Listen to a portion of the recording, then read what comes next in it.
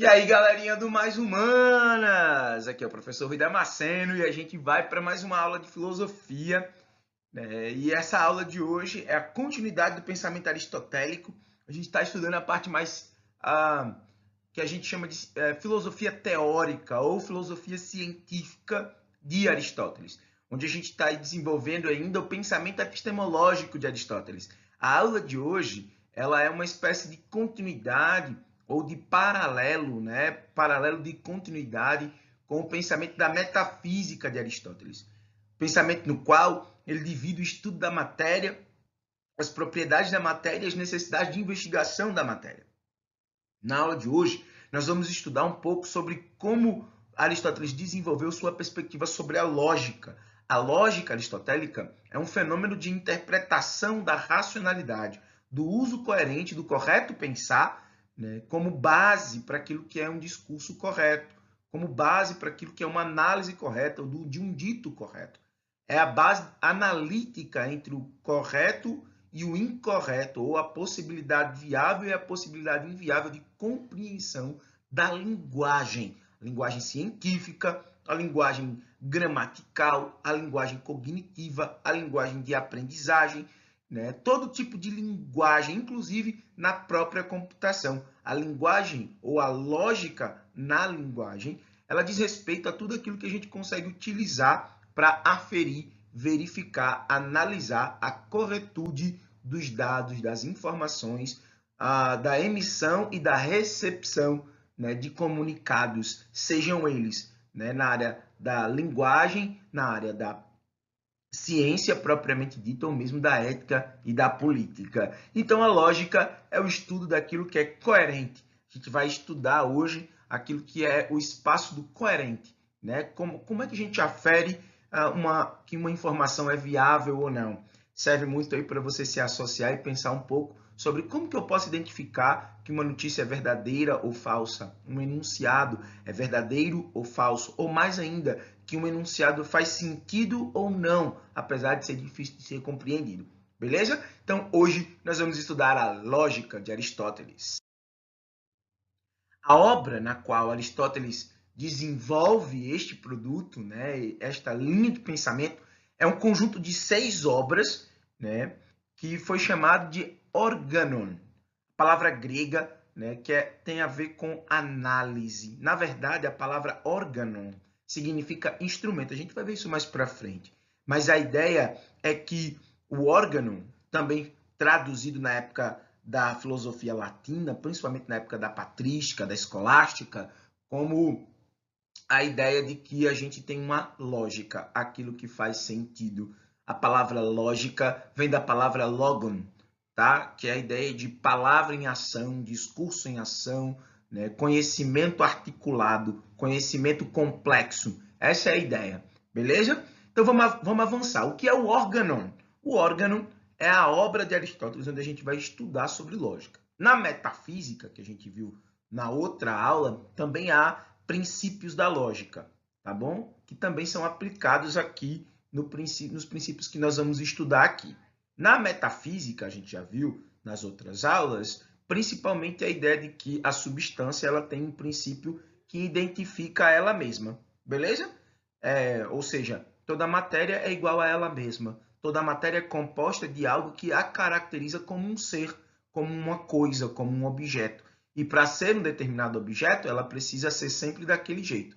Para ser o objeto X, ela precisa ter as propriedades de X. É assim que funciona. Vamos continuar então? Bom, o que é o órgão ou a lógica? O órgão é um conjunto de 6 livros sobre a arte de filosofar, de refletir, de elucubrar, de investigar. A palavra teoria em grego significa contemplação, averiguação, observação. A propedêutica a toda a arte de filosofia, de filosofar, que é propedêutica, a introdução, o começo, o princípio. Segundo, ainda hoje é importante você saber que não se dispõe ainda de outro método que não seja a lógica fundamentada no sistema analítico e crítico desenvolvido por Aristóteles. O que é a lógica fundamentada no sistema analítico e crítico de Aristóteles? É a lógica que a gente conhece hoje. Apesar de, né, ali depois, né, já chegando no século XX, a gente vai ter alguns questionamentos mais substanciais à lógica aristotélica. Todavia, né, durante 2000 anos, essa foi a lógica reinante e fundante para o pensamento científico e filosófico no mundo inteiro. Tá? Inclusive, por causa de Aristóteles, é que se diz que a filosofia começa de fato na Grécia, junto com Sócrates, Platão e Aristóteles, porque até a galera do Oriente Médio, do Extremo Oriente, vão se fazer valer dos princípios aristotélicos de filosofia e de produção do conhecimento. Beleza? Vamos avançar?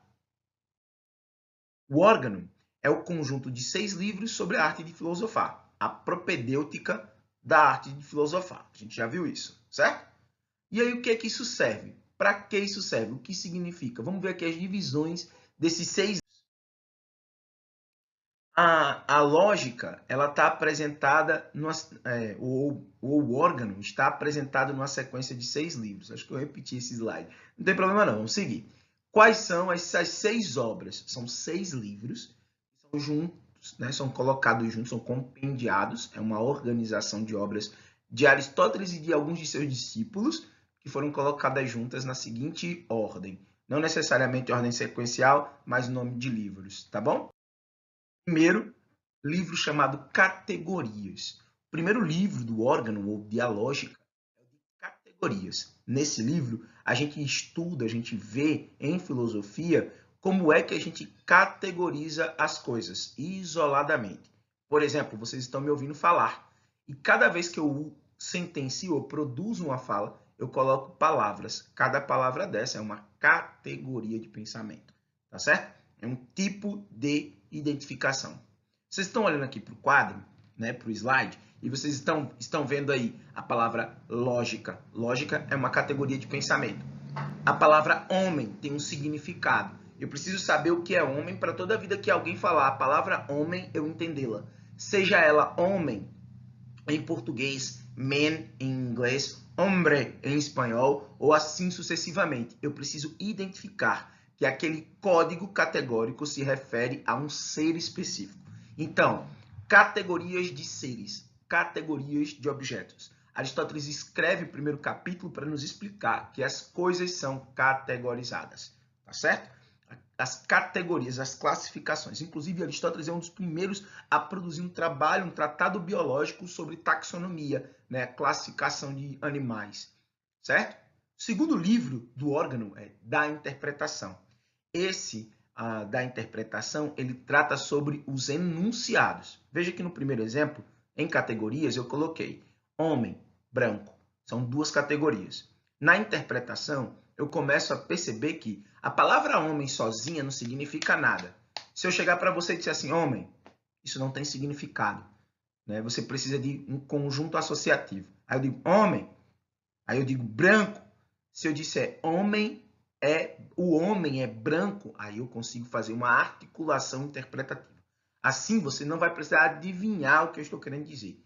Você já vai entender, interpretar a minha fala a partir dos conjuntos categóricos de fala, de enunciado. Então, a categoria, no capítulo categoria, Aristóteles mostra que existem categóricos, né? Que existem palavras, que existem conceitos, e esses conceitos isoladamente não significam muito, mas têm um significado isolado. Mão significa mão e não pé.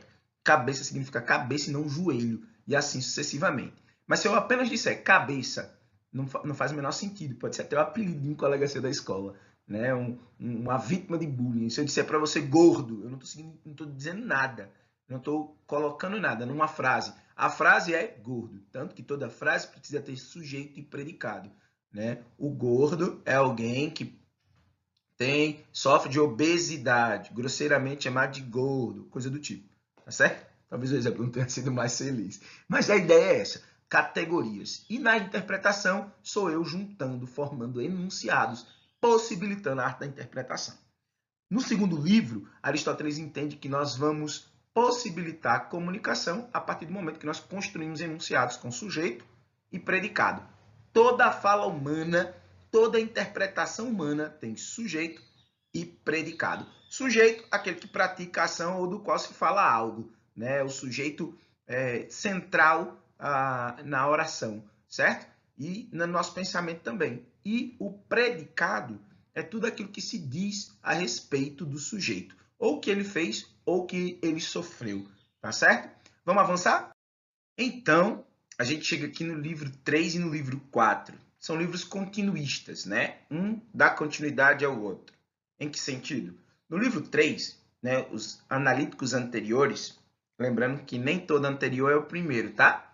O anterior pode ser o 4, né, que vem antes do 5, mas não necessariamente é o primeiro, pois o primeiro seria o 1, teoricamente, né? Que vem primeiro seria o 1, por exemplo, tá? Então, os analíticos anteriores, ou lógica analítica anterior, é a demonstração de como funciona o pensamento dedutivo. Para eu poder expressar um enunciado, esse enunciado precisa ser completo. Exemplo, todo animal é mortal. Isso é uma conclusão. Então, todo silogismo é uma conclusiva, tá? Todo silogismo aponta para uma conclusão. Outro exemplo, né? Todo animal é mortal. Todo homem é animal. Logo, todo homem é mortal. Isso é um silogismo. Perceba, eu tenho uma informação primeira, uma segunda informação, e numa terceira informação eu estou juntando as duas informações anteriores e chegando a uma conclusão, a uma terceira conclusão. Veja, primeira conclusão, todo animal morre. Segunda conclusão, todo homem é um animal. Terceira conclusiva, juntando as duas, tá? Todo homem é um animal, portanto, todo homem é mortal. Ok? Isso é um silogismo, uma dedução lógica, tá? E aí vem o livro 4 com analíticos posteriores. No analítico posteriores, ele vai demonstrar os tipos de silogismo, ou como os silogismos podem ser demonstrados, ou que são silogismos demonstrativos, ou a demonstração, ou silogismo demonstrativo, como está escrito aí. A gente vai ver melhor quando os exemplos estiverem chegando. Por hora, nós estamos aí no livro 3, no livro 4, e agora nós vamos para o livro 5 e o livro 6. No livro 6, ele vai tratar, né, de mostrar como nos debates, o silogismo pode ser usado para que a sua opinião possa ser aceita. Ele parte do princípio que ninguém pode dizer algo que não seja conhecido da comunidade. Tudo que você afirmar numa conversa tem que ser conhecido pelos interlocutores. Os elementos precisam fazer sentido para os interlocutores. Os elementos lógicos precisam ser racionalmente atribuídos aos interlocutores. Isso significa dizer que quem me ouve, como vocês aí estão me ouvindo, mesmo que vocês não entendam tudo o que eu digo, vocês têm que entender, absorver e perceber lógica na minha fala. E o que seria observar lógica na minha fala? Exemplo, você pode não saber o que é lógica, mas você ouve e decodifica a expressão lógica. Se você tem dúvida sobre o que é lógica, você ouviu tudo o que eu disse. O professor falou várias coisas, eu entendi várias coisas, mas a palavra lógica eu não sei o que é. E isso prejudicou o meu entendimento. O que é que você faz? Vai lá e procura a palavra lógica e o significado dela. Isso seria um código de linguagem conhecido, meu e seu, que é meu interlocutor. Ok? No livro 6, tá? Elencos sofísticos, ou contra os sofistas, ou refutações sofistas, tá? Aristóteles vai retomar o bom e velho debate contra os sofistas. Né? Inclusive, vai pagar um preço muito caro por causa disso, porque também vai ser perseguido pelos sofistas, que eram uma força muito grande ainda àquela época. Tá certo? Então, a ideia é um manual para perceber os argumentativos e poder solucioná-los. No livro 6, você vai aprender a identificar a análise de discurso. Tá certo? Então, perceba que são 6 livros, ou 6 capítulos, né, que a gente vai usar para otimizar o nosso raciocínio. Beleza? Assim, Aristóteles entendia que o conhecimento poderia ser melhor organizado. Beleza, galera? Então, vamos lá. Para a gente poder avançar, vocês precisam reconhecer alguns conceitos básicos. Você precisa saber o que é dedução. Né? Dedução, basicamente, é quando você tem uma afirmação geral que dispensa uma prova evidente por já ser óbvia demais. e você aplica aquilo a todos os outros contextos possíveis, tá? Uma informação universal, ou seja, uma informação que é do conhecimento global e já é provada globalmente. Exemplo, nenhum de vocês precisou colocar um ferro na tomada para saber que ele conduz eletricidade, por exemplo. Então, a gente já sabe que metais conduzem eletricidade. Então, se você tem uma caneta de ferro, você já sabe que essa caneta de ferro é de ferro e que ela conduz eletricidade sem antes você ter feito um teste. Porque porque a caneta de aço é de metal e metal conduz eletricidade. Isso é uma afirmação global. Metais conduzem eletricidade. O dia, normalmente, é claro, são deduções lógicas. Quando eu falo assim para você, dia, a palavra que vem à sua mente jamais será escuro, né? Se a gente falar dia, né, imediatamente você pensa claro, ou né, sol. Né? Se eu falar para você, por exemplo, todas as aves que voam têm asas, certo? Isso é uma dedução lógica, né? Você não precisa mais experimentar isso. A indução é o pressuposto inverso. Eu vou pegando várias premissas menores, particulares, até concluir uma premissa universal. Então, antes de afirmar que todas as aves que têm asas voam, ou todas as aves que voam têm asas, melhor dizendo, eu vou primeiro observar quantas aves estão voando, o maior número possível de aves voando. Observo caso por caso. Observei 4 casos, 3 casos, e observei que em todos os casos as aves que voavam tinham asas. Logo, eu percebo que, então, todas as aves que voam têm asas. Mas primeiro eu observei, o gavião é uma ave, ela voa e ela tem asas. A águia é uma ave, ela tem asas, ela voa. O urubu é uma ave, tem asas, ela voa. Então, para ser uma ave que voa, precisa ter asas. Isso é uma dedução, né, uma lógica dedutiva, porém, uma dedução que parte do princípio da indução. Primeiro eu induzo, depois eu deduzo. Inferência é a conclusão. Toda conclusão pode ser uma inferência. É algo que você observa no dito e a partir do dito você conclui. A ave 1 tem asas e voa. A ave 2 tem asas e voa. A ave 3 tem asas e voa. Inferência. Logo, as aves voam porque têm asas. Beleza? Isso seria uma inferência ou sinônimo de conclusão para facilitar a sua vida. E o que é o silogismo? É a aplicação desses princípios para você poder chegar a uma conclusão. O silogismo, então, seria um método para você averiguar que chegou a uma conclusão. Mas primeiro você precisa ter pelo menos 2 premissas, né? Uma informação completa, uma outra informação continuada, para chegar a uma terceira informação, que seria uma resposta. Tá certo? Então, o que é um silogismo? É uma organização lógica de ideias com elementos diferentes para chegar a uma conclusão comparativa no final. Tá certo? O silogismo, então, sou eu usando premissas, pensamentos, ideias, teses, certo? Para chegar a algum tipo de inferência, algum tipo de conclusão, algum tipo de dedução. Lembrando que silogismo é sinônimo, né, na língua grega de dedução. Só que nós estamos apresentando aqui silogismo como o processo de deduzir, induzir e inferir tudo junto. Beleza? Vamos passar para o próximo? Então, gente boa, agora nós vamos entender o que é um silogismo. Na prática, vamos tentar dar um exemplo para vocês. O silogismo é um instrumento de verificação do correto pensar.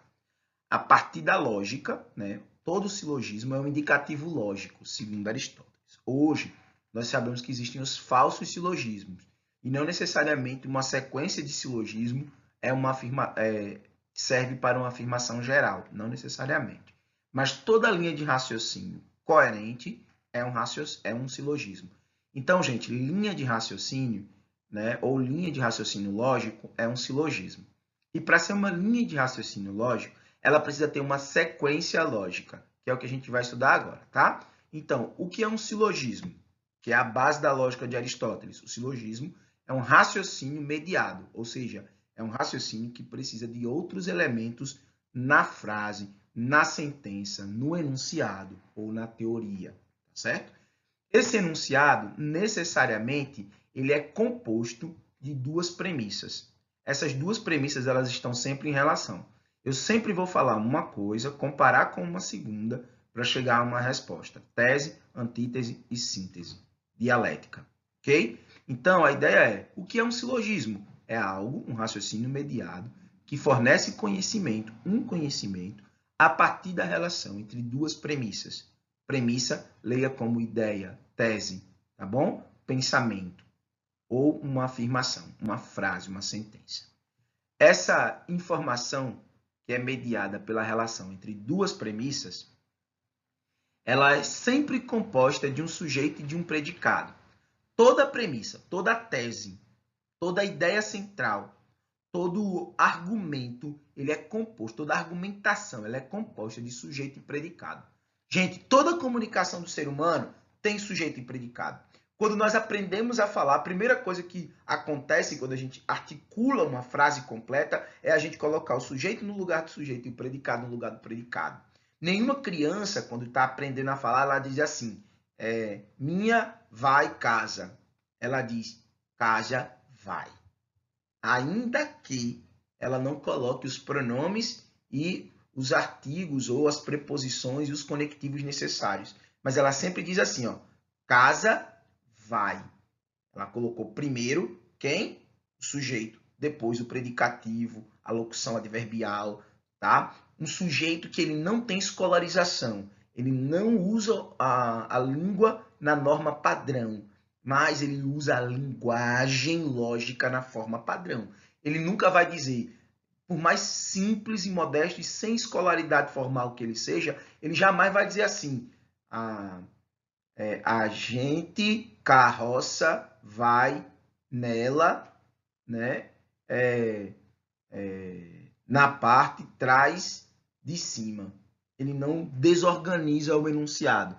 Então, por mais iletrado que seja o sujeito, a mente dele é lógica. E como a mente dele é lógica, ele coloca sujeito e depois predicado, sempre. Então, o que é um silogismo? É uma organização de ideias com sujeito no lugar certo, predicado no lugar certo e uma informação. Né? Quando eu junto os dois, eu tenho uma informação. Toda vez que eu junto sujeito e predicado numa frase, eu tenho uma informação, um elogio, um indicativo, um tempo verbal, alguma coisa está acontecendo. Né? Eu sempre vou ter aí uma relação entre sujeito e objeto. Para mostrar que o que eu estou dizendo tem sentido. Ou seja, eu estou sempre fazendo uma afirmação ou uma negação.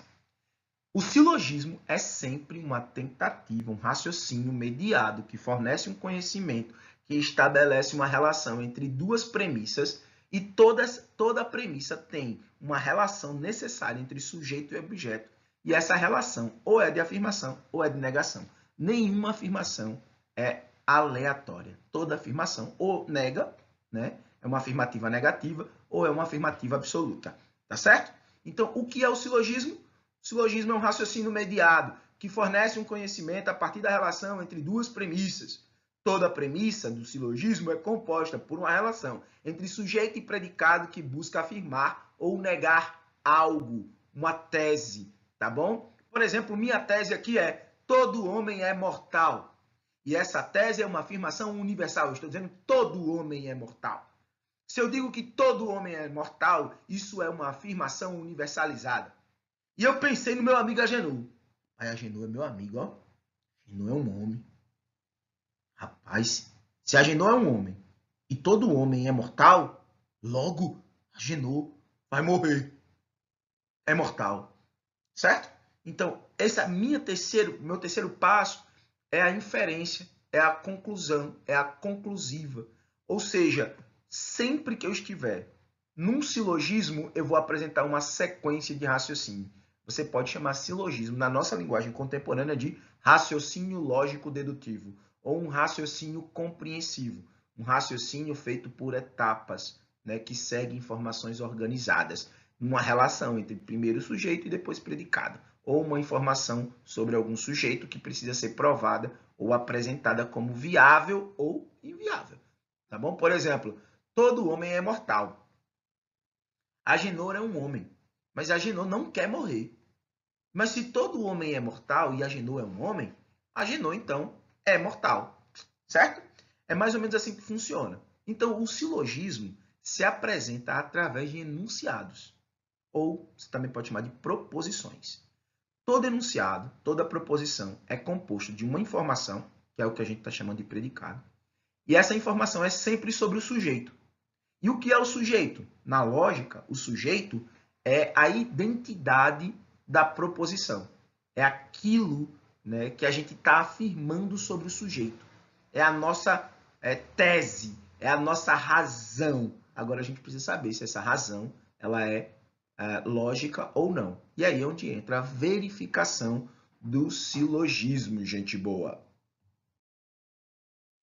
Para você continuar entendendo melhor, né, para você devagar um pouco melhor ou acelerar um pouco melhor seu conhecimento sobre o silogismo se apresenta através de qualquer tipo de enunciado, como a gente já tem falado. Então, já vimos que o silogismo é uma afirmação, né, que precisa ser exposta. E aí eu divido ela em partes. Então, o silogismo ele pode ser apresentando, ele é uma afirmação. E ele pode ser uma tese, né, que pode ser sempre dizendo que o sujeito é sempre aquele predicado, né? Silogismo afirmativo. Esses aqui são os tipos de silogismo. Quais são os tipos de silogismo? Silogismo afirmativo.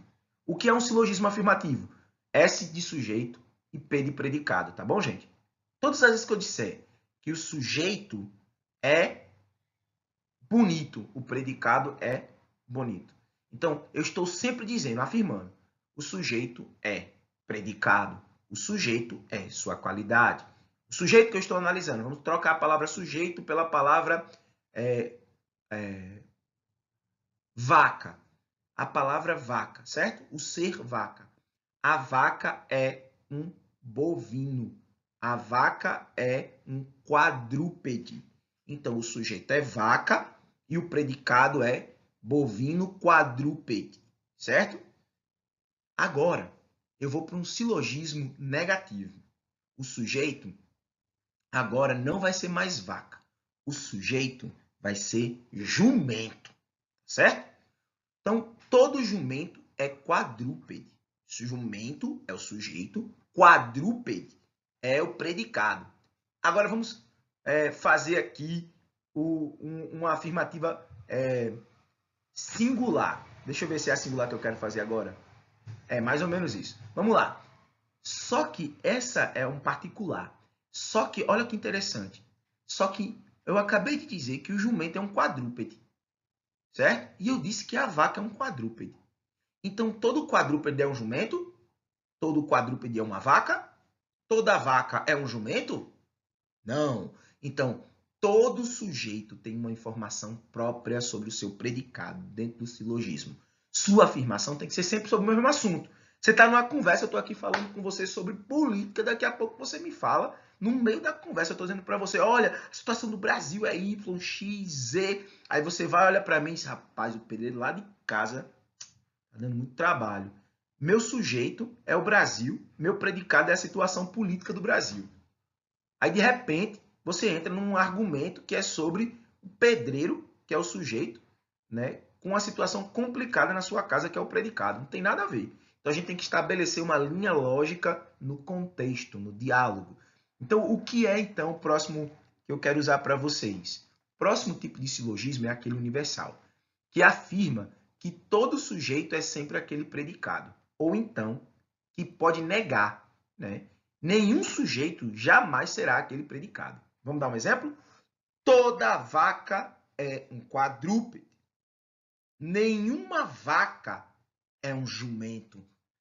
Viu? Então, os universais é quando eu tenho um pensamento que eu tento aplicar uma regra geral.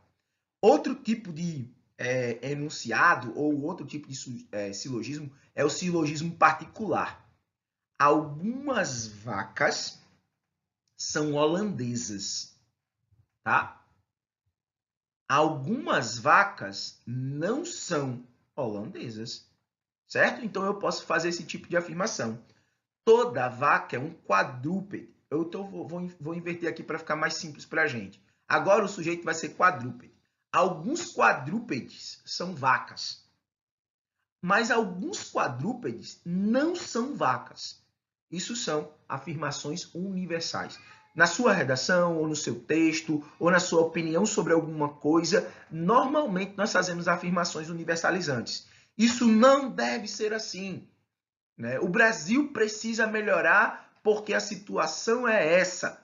Tá? Ou a ciência diz que vacina contra H1N1 é eficaz. Toda vacina contra H1N1 é eficaz. Afirmação. Todo humano brasileiro precisa tomar vacina da H1N1. Por quê? Aí você vai lá, porque todo ser humano pode contrair H1N1. E só a vacina evita o contágio para H1N1. É assim que funciona, tá bom? Então, os singulares seriam uma afirmativa que é própria daquela única coisa. Por exemplo, este quadrúpede é uma vaca.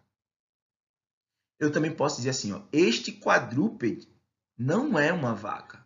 Então é como se eu estivesse usando os dois primeiros, né, silogismos lá de cima para dizer para você que eu posso fazer afirmações sobre coisas o tempo todo. Eu vou explicar para vocês qual é a utilidade disso, tá bom? Daqui a pouco a gente dá uma melhorada. Eu sei que às vezes parece um pouco confuso, mas trocando em miúdos é como se eu estivesse dizendo assim para você. Não caia em qualquer balela.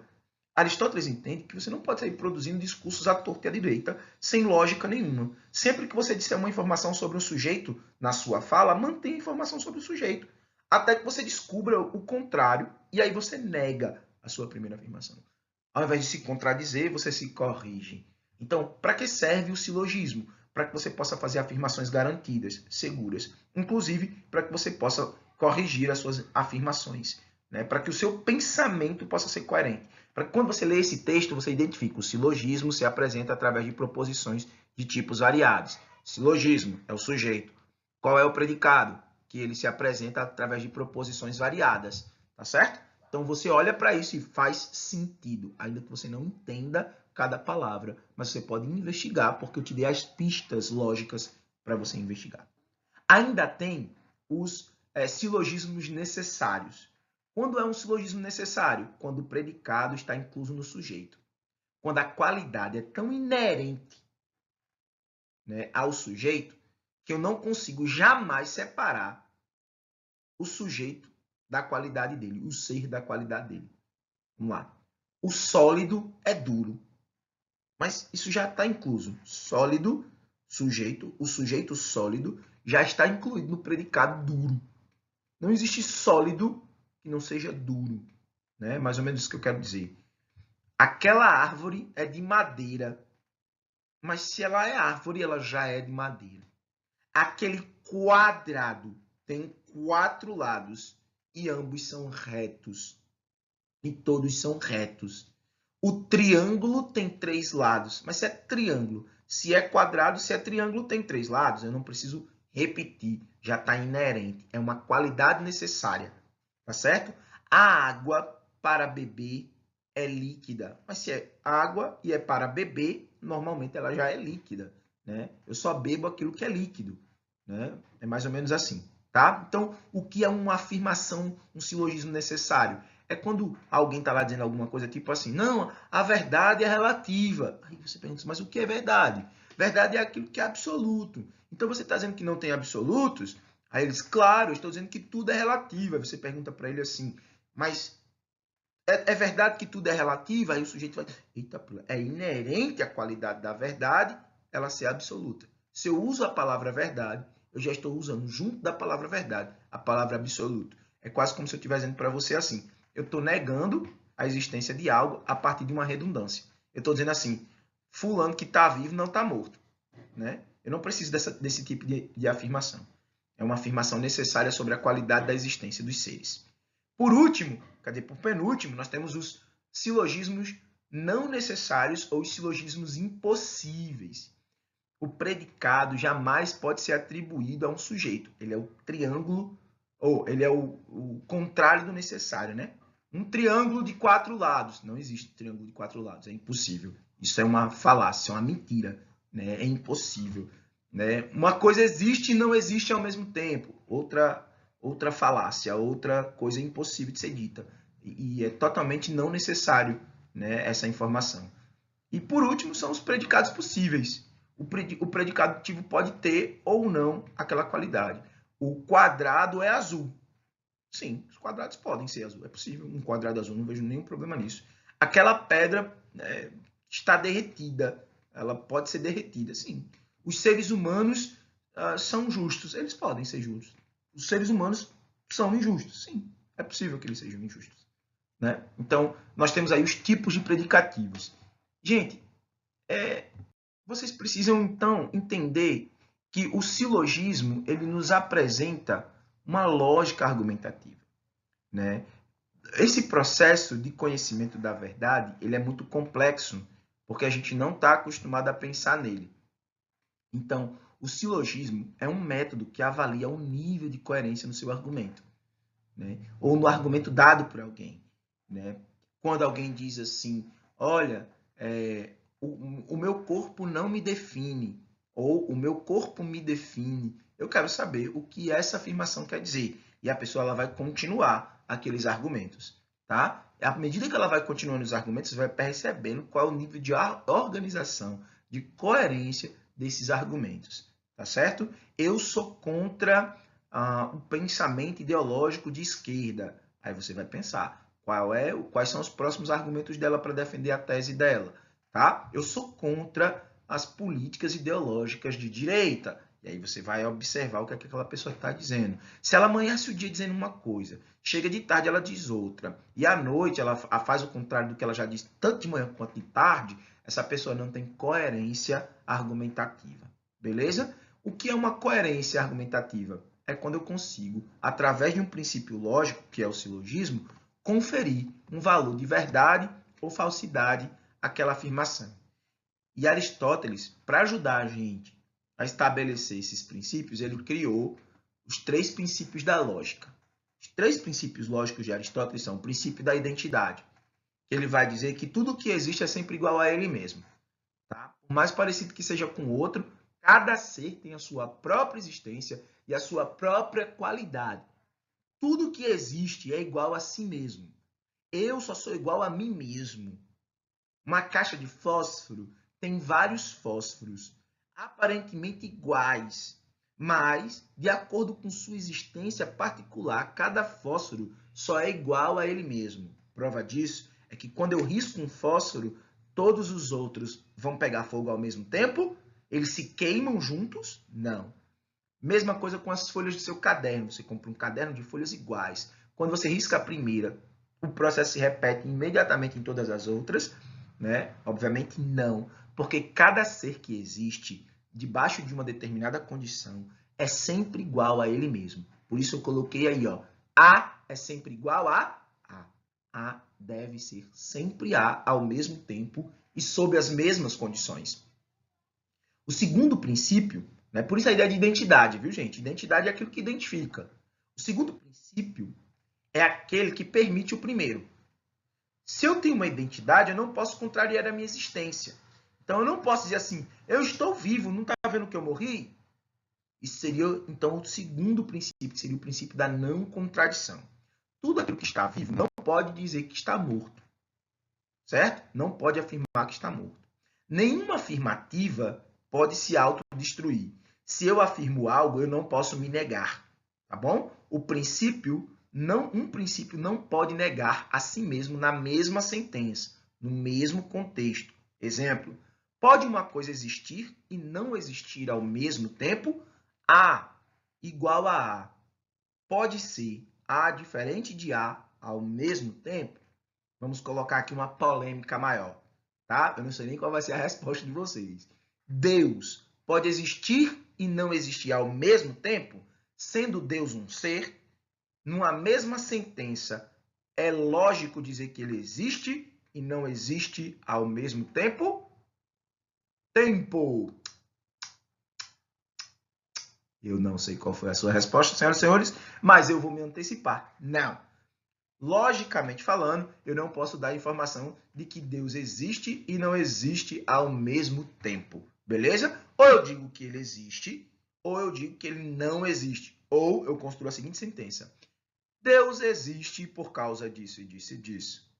Levando em consideração outras variáveis, Deus não existe por causa disso, disso e disso. São duas sentenças diferentes. E aí você pode até fazer essa afirmação. Mas essas duas não podem ser verdade ao mesmo tempo, por causa do próximo princípio, que é o princípio do terceiro excluído. Olha o que diz o princípio do terceiro excluído, gente boa. Entre duas teses contraditórias, ou seja, quando uma afirmação nega a outra, por exemplo, A é X, a resposta sempre será essa. Uma só. Só há uma possibilidade de resposta. Não há outra possibilidade de resposta. Por exemplo, A está vivo, a resposta não pode ser uma terceira opção. Ou A está vivo, ou A não está vivo. Tá bom? Então, é como se eu estivesse dizendo assim, ó, A é X, ou então A é não X. A é vivo, ou A não é vivo. X é a resposta variável. A é o sujeito constante. Tá bom? Vamos substituir de novo. Eu pergunto, eu tenho aqui uma prova do Enem, certo? Tenho 5 opções de resposta ali para vocês, 5 assertivas. Qual das 5 vai estar correta? As 5 podem estar corretas? Não. Né? Se eu tiver uma prova de múltipla escolha para você, ou então de 2 escolhas, como se eu estivesse dizendo para você assim, Deus está vivo ou morto? Aí você vai ter que colocar ou vivo ou morto. Não importa se isso é verdade ou não. Tá? Importa apenas se você está pronto para dar uma resposta mais aproximada ao seu interesse, de acordo com aquilo que você julgou. Então, o princípio do terceiro excluído não permite mais ou menos, depende do ponto de vista, tá certo? Por exemplo, se eu jogar 2 cocos numa ladeira, rola ou não rola? Aí depende de quê, moço? O avião está voando, acabou o combustível, acabou tudo em condições físicas normais. Esse avião cai ou não cai? Não, depende do ponto de vista, depende do ponto referencial do teu, infeliz, lá dentro do avião, cai. E aí, cai ou não cai? Vocês estão me entendendo? Então, determinadas sentenças têm a sua própria identidade, não cabem contradição, porque a resposta ou é sim ou é não, ou está ou não está, ou é ou não é. Isso é princípio lógico básico, galera. Então, o pensamento aristotélico, ele desenvolve, ele abre caminho para a gente poder investigar as coisas com segurança de resposta. Saber se aquilo que eu estou respondendo faz algum sentido, tem alguma resposta clara e útil. Para uma resposta ser útil, ela precisa ser prática, ela precisa ser real. A teoria precisa fazer sentido e se transformar em prática. Gente boa, qual é a relevância disso tudo então? A partir da explicação e da aplicação dos tratados analíticos de Aristóteles, ficou estabelecido os princípios de garantia de interpretação de sentenças e o favorecimento do método investigativo. Isso significa dizer que a partir do pensamento aristotélico, senhoras e senhores, nós conseguimos investigar e chegar a determinadas conclusões, entendendo que existem meios para se averiguar se é verdade ou não, se é merecido ou não, se é fato ou fake, se é true news ou se é fake news. Se existe fake news, é porque existe true news. Se existe notícia falsa, é porque existe notícia verdadeira. Mas como saber se uma notícia é verdadeira? Como saber se uma notícia é falsa, senhoras e senhores? Simples, use o princípio da lógica de Aristóteles. A ideia é que o estudo e o treino em lógica permite a análise e a busca por garantia, por sentido, na hora que está sendo produzido um discurso. A sua redação ela precisa seguir uma coerência lógico-argumentativa. O seu pensamento precisa ter uma resposta lógico-argumentativa, tornando, portanto, possível analisar qualquer sentença e justificar a gramática e tornar viável as linguagens ou a linguagem estabelecida entre os seres de razão. Vou reler aqui porque eu viajei aqui e li um pouco mal. Então, qual é a utilidade do estudo da lógica? É porque estudar lógica torna, portanto, possível analisar sentenças e justificar a gramática, além de tornar viável a linguagem estabelecida entre os seres de razão.